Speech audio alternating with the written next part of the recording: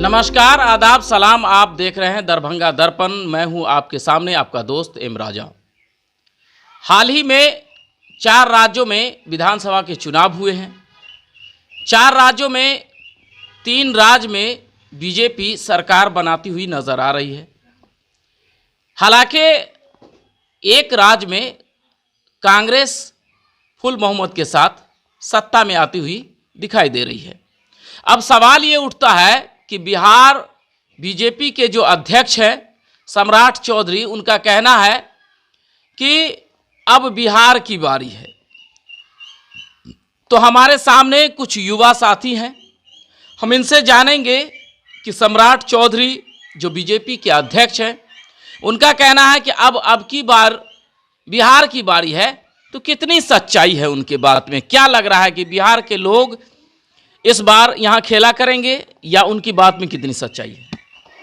देखिए, अभी जो रिजल्ट आया 4 राज्य का, जिसमें आपको छत्तीसगढ़, राजस्थान, मध्य प्रदेश की बात है, तीनों जगह कांग्रेस से बीजेपी का टक्कर था, ना कि इंडिया गठबंधन से था।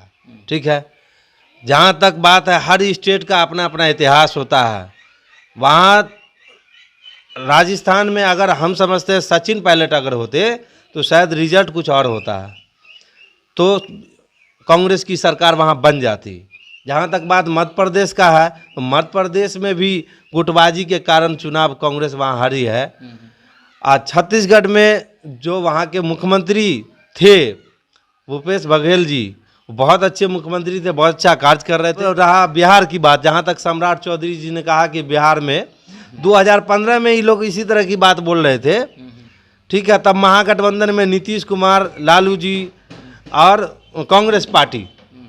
अभी 2020 के चुनाव में कांग्रेस राजद अकेले बिहार में चुनाव लड़ी साथ मिलके। उसके बाद भी बीजेपी, नीतीश कुमार जबकि उनके साथ थे, उसके बाद भी बहुमत का आंकड़ा लगभग पा चुके थे। जो भी साजिश हुई वो पूरा बिहार जानता है।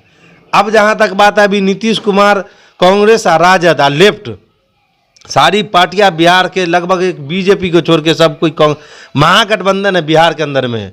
मैं तो ये चैलेंज कर रहा हूं सम्राट चौधरी जी को कि अगर वो अपनी सीट जहां से वो लड़े, अगर वो जीत जाए ना तो तब दिखा देंगे। वो अपनी सीट बचा ले पहले। आपको क्या लग रहा है कि जहां जहां क्षेत्रीय दल है, हाँ, वहां बीजेपी से अगर उनकी टक्कर हुई है तो वहां बीजेपी की हार हो रही है? हाँ, उसका रीजन है। जहां जहां सीधी लड़ाई है बीजेपी की, वहां उसकी जीत हो रही है। हाँ। तो बिहार में क्षेत्रीय दल हावी है। हाँ, बिहार में बीजेपी के जो अध्यक्ष बोल रहे हैं उसमें कितनी सच्चाई है? वो हवाई बात कर रहे हैं। असल में वो अपने आला कमान को खुश रखना चाह रहे हैं और कोई बात नहीं है। बीजेपी में कई गुट है। एक आपको विजय सिन्हा है, उनका अलग गुट है। सुशील मोदी जो एक्सपायरी दवा है, उनका अलग गुट है। उसके बाद नए सम्राट चौधरी है, उनका अलग गुट है। दरभंगा में भी कई गुट बना हुआ बीजेपी के अंदर में।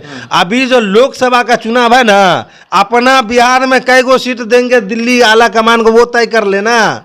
जो 14 में 19 में जुमला दे के गए कि हम 2 करोड़ रोजगार देंगे, 15 लाख रुपया देंगे। क्या बिहार की जनता ढूंढ रही है बीजेपी नेता को? क्या आपने दिया या नहीं दिया? जब अभी वो दिए ही नहीं तो 24 में किस मुंह से वोट मांगने आ रहे हैं? जहां तक 25 की बात है, तो मैं चैलेंज कर रहा हूं आपके चैनल के माध्यम से, आज बीजेपी बिहार में एक नेता नहीं है जो तेजस्वी यादव का मुकाबला कर सके। या चुनाव जीतना तो बहुत बड़ी बात बोल रहे हैं वो।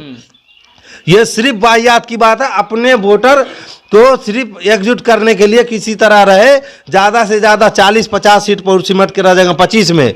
जहाँ तक लोकसभा चुनाव 2024 का है, तो मैं चैलेंज कर रहा हूँ, महागठबंधन की सरकार 30 से 35 सीट पर जीतने जा रही है। वो सिर्फ हवाई बात बोल रहे हैं। अपने उनके कई नेता बीजेपी के भाग रहे हैं जो महागठबंधन की तरफ जाना चाह रहे हैं, उसको बचाने के लिए सिर्फ आप बयान दे रहे हैं। बिहार की जनता अब समझ रही है। बिहार की जनता सब कुछ देख रही है। 2014 भी देख लिया, 19 भी देख लिया।